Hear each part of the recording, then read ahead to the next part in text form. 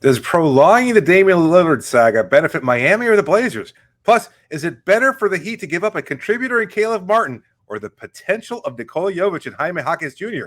And was Josh Richardson dropping hints about Dame time in Miami? We break it all down in today's episode of Locked On Heat. You are Locked On Heat, your daily Miami Heat podcast. Part of the Locked On Podcast Network, your team every day.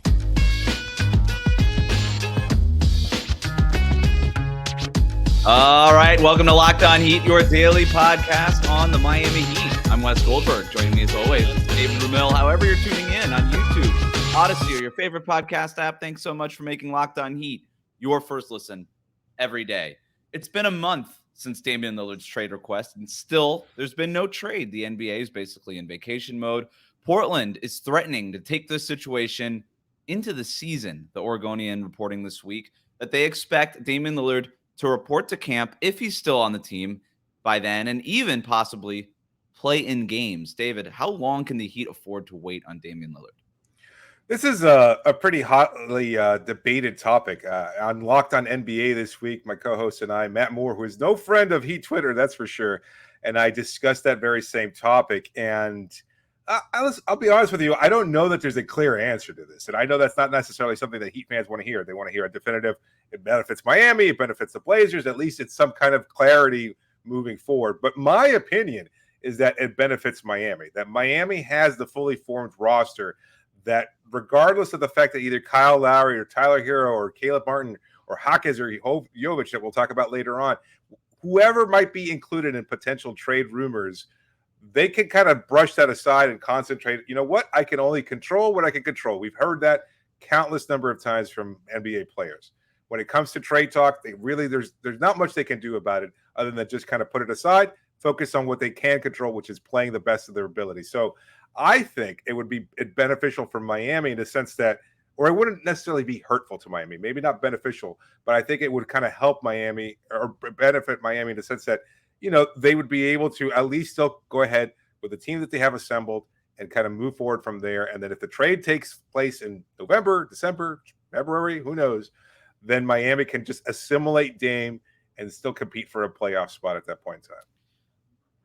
I don't know that it benefits Miami because they still don't have Damian Lillard and Portland does. So just by that token, it kind of feels like it doesn't benefit Miami. It would be better to just get this done now.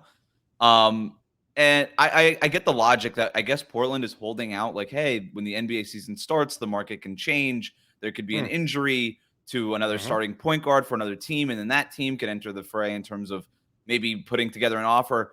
I still don't really see it. It has nothing to do with Damian Lillard as a player. He's an amazing player. There's a reason the Miami Heat really want him. I just don't really know like what's going to happen. Fred VanVleet gets hurt in Houston, and all of a sudden the Rockets are ready to give up their future for Lillard. Like it does. Maybe a team like Minnesota or something like that, but like again, I just don't really see the fit. Plus, I don't see a team that has the contracts ready to give up the assets that can beat Miami's package, right? Like there's just so many other things that have to go right, and Miami is the only suitor right now, the only team in the NBA offering Portland literally anything for Damian Lillard. And I just have a hard time seeing that change in a dramatic way. Of course, there's always the Philadelphia thing. That's kind of the one. Maybe Chicago. But again, I just don't really see what it is that works from Chicago's point of view or that works from Portland's point of view. Maybe New York, but it feels like New York. If Jalen Brunson gets hurt during the World Cup, the FIBA World Cup, and then all of a sudden their season is basically put on hold or scratched altogether, then that's kind of the wake-up call to say, you know what, we'll figure it out next season. But for this season, at the very least, we bring in Dame. He's exciting. He sells tickets, and you can still compete with this current roster. And if you have to welcome Brunson halfway down the road, that's a different story. Yeah, and they could throw RJ Barrett, who's more of maybe a positional fit than Tyler Hero, I guess, even though not really, but whatever. Picks, right? Right, I guess they have more picks. Mitchell Robinson, he's a nice player. I guess they could use him. So I guess that's what Portland is waiting on, is for the market to change. Again, I don't know that that's going to happen, but there's a chance it happens, and I guess that's what they're banking on. But at the same time, by definition of waiting longer, Damian Lillard getting older, closer and closer to having to pay him more and more money as he gets older and older. In that respect, I don't really see waiting benefiting the Blazers. Two things that I want to just debunk right away, by the way, is that it hurts Miami because they can't build chemistry with Damian Lillard. That doesn't matter. Damian Lillard is a hand-in-glove fit with Jimmy Butler and Bam Adebayo. There's not a whole lot of chemistry that needs to be built there. They're going to figure it out. They'll be fine. And also the part that it's like, well, do you really want this hovering over the Portland Trailblazers and their whole thing? They don't care. They don't care. Obviously, they don't care, and I don't think it's that big of a deal if the whole Damian because that was my point on Locked On NBA. You don't think that they'd rather just kind of have a clean break going to the next season, considering they're rebuilding and they could just like start over fresh with Scoot, etc.? I think they would prefer that, but I don't think that they would prefer that over the offer that's on the table for Damian Lillard right now. It's sort of like, it's not black and white. You know what I mean? Like if the offer that they wanted magically appeared in front of them, they would just do it. But they're clearly willing to wait. And I really don't think it matters like long-term for Scoot's development in his career and what, like the Trailblazers are going to be bad for 3 years. They're going to be bad. Maybe. Like I like their future with Scoot and Shaedon Sharpe. I think there's good players there, but they're not going to be like a playoff team for a few years. You know what I mean? So it doesn't really matter what happens here. I just think at the end of the day, the Heat need Portland to get on the phone before they can. Like, that's the biggest thing here, where it's just like they can't even have a real phone call, real conversation with them, and that's the part that's strange. And I don't know how waiting changes that. I don't know why Portland is waiting. I really don't get it. It's not as if they tried to negotiate with Miami, didn't come to terms, and now they're waiting. They just never did the first part of it. So I just don't really know what they're waiting on. You know what I mean? Like that's the part I don't really understand. Are they hoping that Damian Lillard is going to just change his mind and decide to play for them again? Do they even really want that? I don't think that they do. I don't think they want Damian Lillard playing for them. I think they would prefer to trade him. Yeah, I agree. I mean, I've said before, I don't think Lillard ever plays another second for the Blazers. I think that relationship is broken. It doesn't make sense for either party to do this. Like, I mean, Dame is going to get traded at some point. They don't want him there, to your point, and I think it just makes no sense for that to continue. That's another reason. It's kind of like, again, ties together with what I'd said before, but it's just like trade Dame, figure it out, and I just can't see him risking his health because then what happens? Let's say he goes out there and plays a meaningless game in October or preseason game in September, and he gets hurt. Like, why would Portland? And why would Portland want that? Because now they can't really trade him. Now he's worth less. I don't really understand it from Portland's point of view. And I'll say this again: I don't know what they are waiting on. They haven't. I don't think they're waiting on a better offer from Miami because they don't know what the offer is from Miami because they won't talk to Miami. How could you possibly know what the offer is and wanting something better? Like, you're not answering the phone. You're not picking up the phone. So are they just waiting for like Las Vegas to get a team? I don't understand. Are they waiting on the expansion franchises? I really don't get it. That's the part I just can't figure out is why the waiting? Why not? I'm not saying you have to make the trade right now, but why not at least engage right now and just try to sort something out because they're not doing that. Yeah, look, we've got plenty of responses from Portland fans, clearly. I mean, whatever tags or handles they might use as they creep into our comments, notwithstanding, it's pretty clearly that they are Blazers fans. But the point being that they're like, oh, we'll be happy to sit it out, or Portland should be happy to wait it out, et cetera. But it's like, nothing is gained from this. They won't play there again. You're not going to get an increasingly bigger offer. You don't even know what Miami's offer is at this point. You can't move on. Like, there's so many factors. And again, look, I'm with you. Nobody has any kind of rational perspective here because then as soon as I say this, as soon as you say anything, people are going to be like, oh, well, of course, you're Miami-based media. That's like, of course you're going to have this opinion. I would say the same thing about Philadelphia and Harden or anybody else. I know every situation is slightly different, but just absolutely makes no sense. Just get it done. I guess, I mean, I'm not saying just get it done for the sake of getting it done, but I agree with you in the question of why. Because you're right. Portland fans will come at us and say, why should they trade him right away? Why should they trade him right now? They can wait as long as they want. He's got 4 years left on his contract.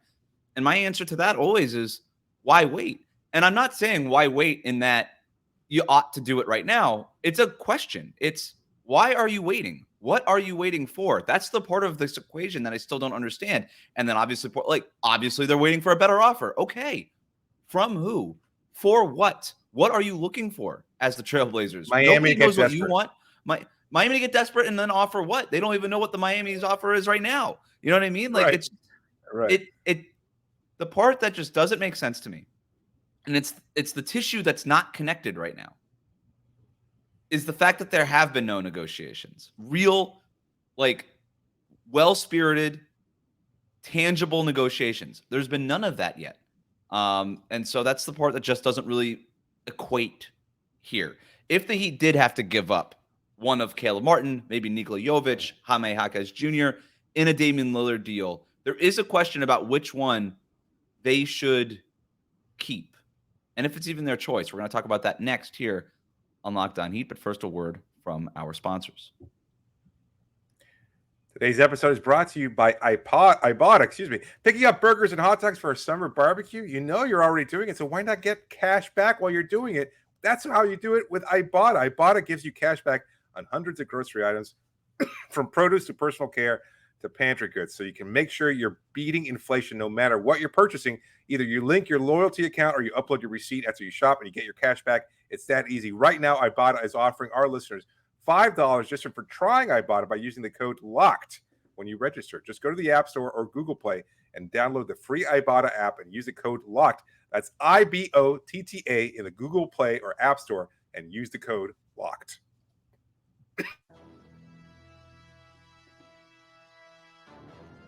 Thanks for making Locked On Heat your first listen every day. Make sure that you're subscribed on YouTube and on your favorite podcast app. A little bit of a debate going on about, first of all, what it is that the Heat's deal even looks like. Shams the other day reporting that it could include Nikola Jovic and Jaime Jaquez Jr. We were the first to report that the Heat would prefer to keep Caleb Martin out of any Damian Lillard trade. It's since been reported in other places. They prefer to keep Caleb Martin out of a Damian Lillard trade. Sure. But if it was up to you, David, like, would you rather, if it was one of these two things, either you include Caleb Martin in that deal as an impact-ready player for Portland now, or both Jovic and Jaquez, the young guys, who would you rather keep? The two young guys or Caleb Martin in a Dame trade? I think the reality is when you get Damian Lillard, you're competing for a title right away. And so you need the ready-made player. You need a proven player, somebody who is still improving, even as a young player, and that's Caleb Martin. And that's the reality, is that he is, he was very good in the playoffs for Miami. I think he would be a great contributor here. You'd want to be able to keep that two-way potential as a scorer and defender. He was vital during Miami's postseason run. And as good as I think Jovic is going to be, and as much as we both like what Jaquez brings to the table and his potential, it's just unproven. You don't know what you're going to be able to get for him. Like, a couple of nice performances in Summer League notwithstanding, that doesn't necessarily translate into anything during the regular season. And I know it seems like a lot. Portland fans might not think so. NBA fans in general might not think so.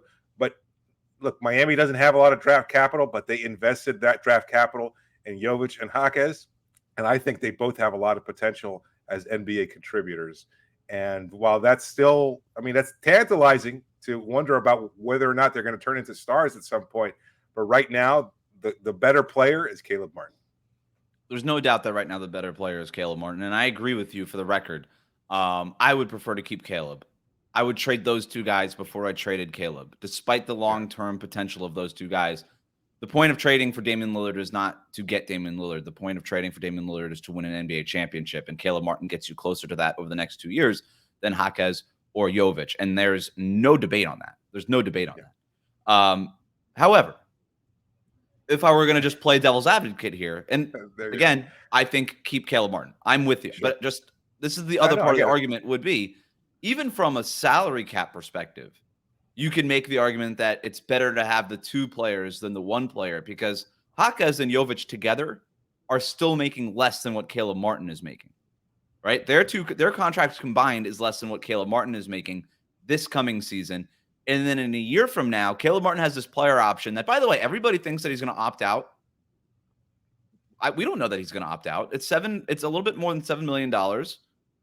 He had a great Eastern Conference Finals, a really strong playoff run, but his season was kind of okay. Like the regular season was just sort of like meh for Caleb Martin. Now he's playing out of position the entire regular season, but we'll see what this next regular season looks like. That $7 million might look like market value, depending on what it looks like. If he entered free agency at the same time if he entered free agency this summer, who would have commanded more in the open market, him or Max Strus? Caleb Martin would have. Yeah, I think he would have. Yeah, he would have. That would have been the floor. So I'm assuming that he's going to, by the way, opt out and make more money. Or I should not say assume. I'm going to go ahead and guess and predict that he opts out and gets more money on the open market. I'm going to go ahead and just do that. Yeah. I'd say there's a much better chance than not, but it's also just like, it's not like in Sharpie. It's not for sure definitely happening. That said, his base salary, even on that player option, $7.1 million, also more than what Jaquez and Jovic are making combined 2 years from now. And then obviously you've got the whole situation. Does he opt out? Does he not? He becomes an unrestricted free agent regardless, even if he opts in the following year, where you would still have Jaquez and you would still have Jovic under contract. So the reason that matters so much is that if you're trading for Damian Lillard and he's making $60-ish million at that point, so 2-3 years from now, and we talked about earlier this week Jimmy Butler being up for an extension, and if you have to pay him upwards of $60 million a year by then, cheap players who can help you are going to be really, really important.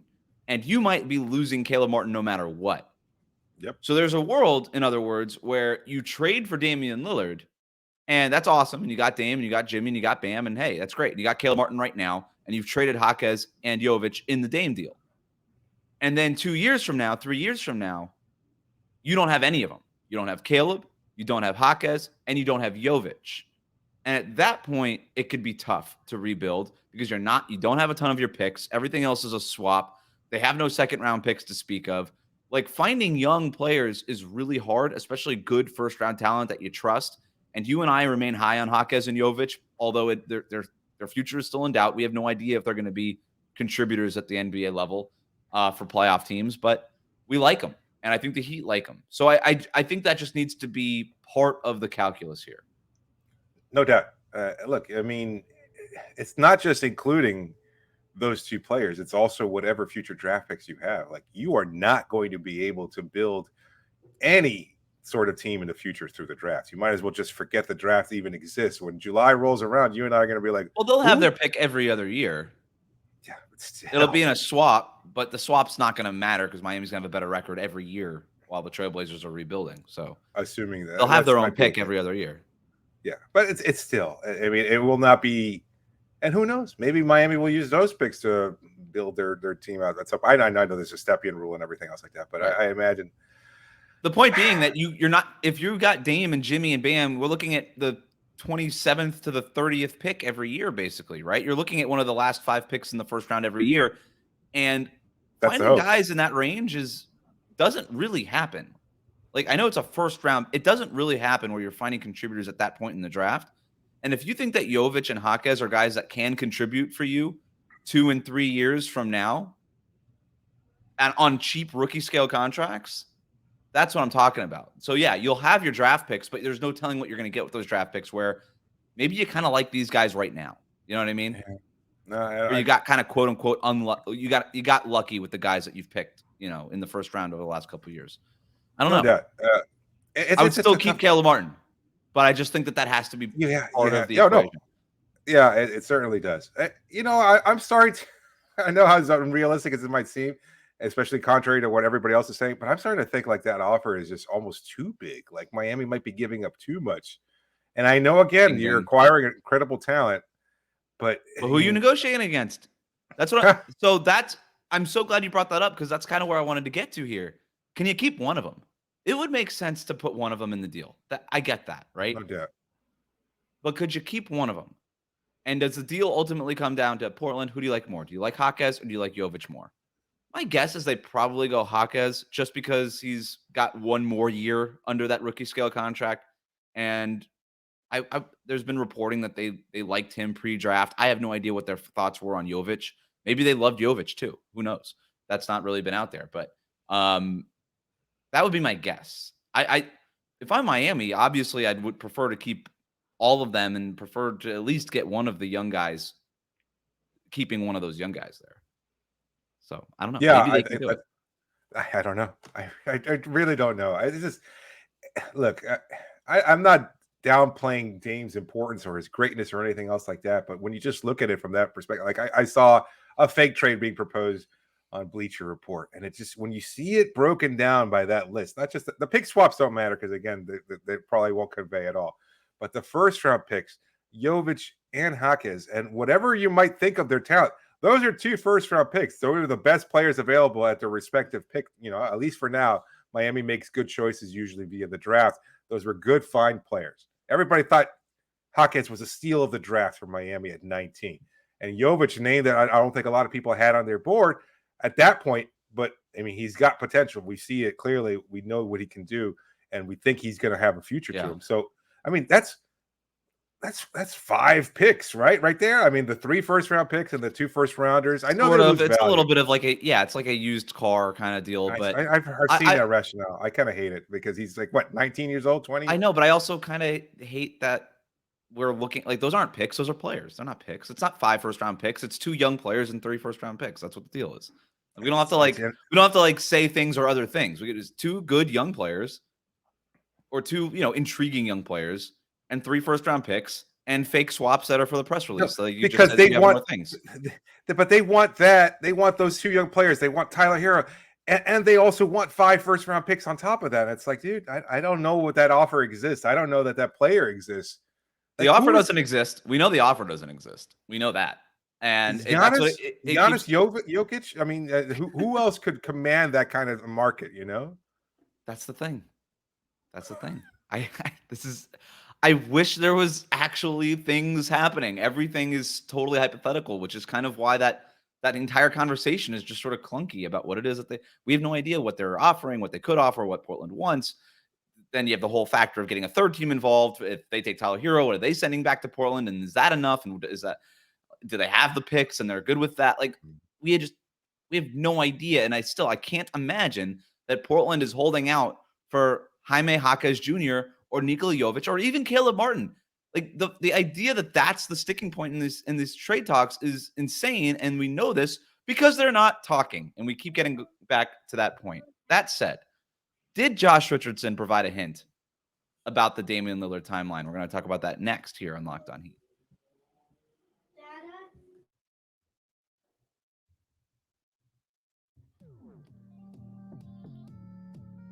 Thanks for making Locked On Heat your first listen every day. Make sure that you're subscribed on YouTube and on your favorite podcast app. Josh Richardson at Miami Heat camp this week told a group of inquiring campers that the best player he's played against in the league is Damian Lillard. He was asked by friend of the show, Ira Winderman, "Are you serious?" Basically. Ira, in his story, said he pulled him to the side, said, "Really?" Joshua said, "Yeah, why would I lie?" That was his response. He also answered a question about his number. He said he's yet to choose a number. Richardson, of course, wore number 0 most of his career, including his last stint with the Miami Heat. 0 also is obviously Damian Lillard's number. David, we're going to play an old game that you and I used to play a lot. Big deal, no deal, or little deal? No deal. No deal at all. I can't. Like the 10-year-olds, the 11-year-old basketball hopefuls notwithstanding, like I don't think I think he's sincere, right? I think he's sincere in his praise of Damian Lillard and makes a lot of sense. I'm a little surprised at that answer. I guess, he's guarded LeBron in his prime, so I don't know why he necessarily thinks maybe Dame's a greater challenge. I don't know. He's great. Having to chase him around. LeBron's a little stationary. He's like, hey, that guy moves up, but he didn't say Steph. He didn't play in the Western Conference for a couple of years. Like, Steph is just better Damian Lillard. It's just I'm a little surprised. So that's it's an interesting choice.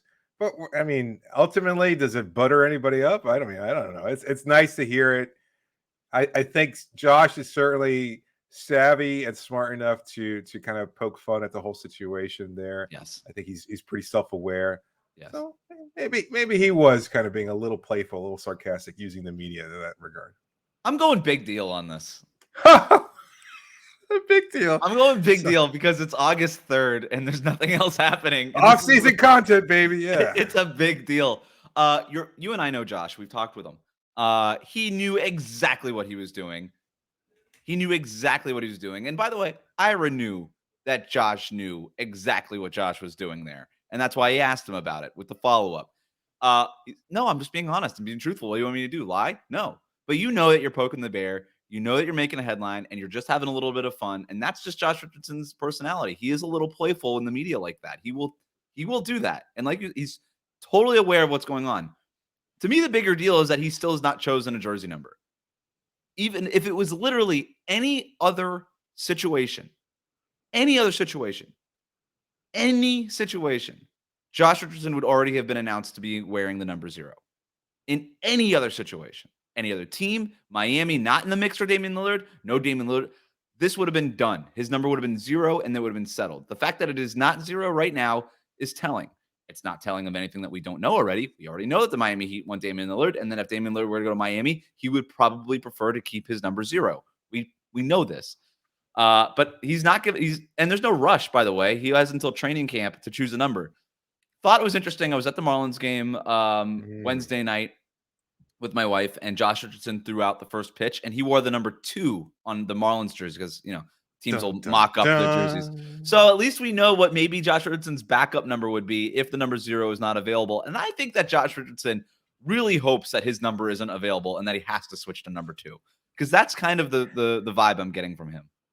Rook 2 makes sense, right? That's I could see that being a correlation there. What number did Justice have in Miami? I'm drawing a blank. I'm so bad at remembering numbers. I think it was 10. I'm so so bad. too. I'm so bad. I have such Wait, no, it couldn't have been 10, right? Because Tim Hardaway's number was 20. 10. So it was 20. I just looked it up. Yeah. Okay. Yeah, that makes sense. Yeah. It's a big deal. Yeah, I could see that. I don't think he would have worn 2 with the Marlins unless he assumed I'm going to start making that transition. We saw this years back, when LeBron officially petitioned to the league to wear number 6. And everybody's like, oh, we can't. He must be coming to Miami because number 23s were half retired because of Michael Jordan, etc. And I think it does matter. The jersey numbers is super. Look, I'm not going to say it matters to every player in the league, but there is some superstition attached to it, some comfort, etc. And it is funny. They think some players could not care less about what their jersey number is. I've talked to some players and they'd be like, dude, I show up and they give me one and I keep playing. And there's some players that are like, I need this. And they will pay thousands of dollars to teammates to get the number. Tens of thousands of dollars, and a lot of money, an insane amount of money for a number. It is sort of funny in the NBA player community. It is very the spectrum is I don't give a bleep, and this is the most important thing that I could think of right now in this moment. For priority. I know somebody else in this roster, whether it's the 15th man or whoever, is wearing that number, and I need to get it back, whatever it takes. Damian Lillard in a number 0 jersey, in a Heat jersey. Will Josh extort Lillard for the number 0? No, right? I mean, I can't imagine. No, I think that's sort of the respect there. If anything, Dame offers, but also Josh was not incumbent. He wasn't wearing number 0 last year, so he doesn't really have the number anymore. But he could take it now. Right, he could take it. But you're saying that he's holding off as a matter of respect, assuming that the Lillard trade is going to get taken care of. Correct. And I will say that there is he could have chosen it, to your point, and then picked a different one when the trade happens. But he is not doing anything. And he knows what he's doing by doing that. He's going to go into camp with a blank jersey. Media day wearing a blank jersey, unless the Lillard trade is. It will be very interesting to see what happens if this Dame deal isn't done by training camp and he has to pick a number. If he goes with 0 or if he goes with another number, because maybe you're right. Maybe he's like, I'm going to go with 0, and maybe I can make a couple hundo from this. Doesn't hurt. I mean, a little bit more than a couple hundred, I would imagine, right? I mean, yeah, Dame's got a $60 million contract coming to him, so you could afford a little bit more than that.